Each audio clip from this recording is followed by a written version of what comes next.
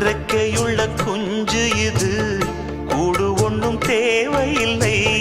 புத்தியுள்ள பிள்ளை இது, கெட்டு நிக்க போவதில்லை.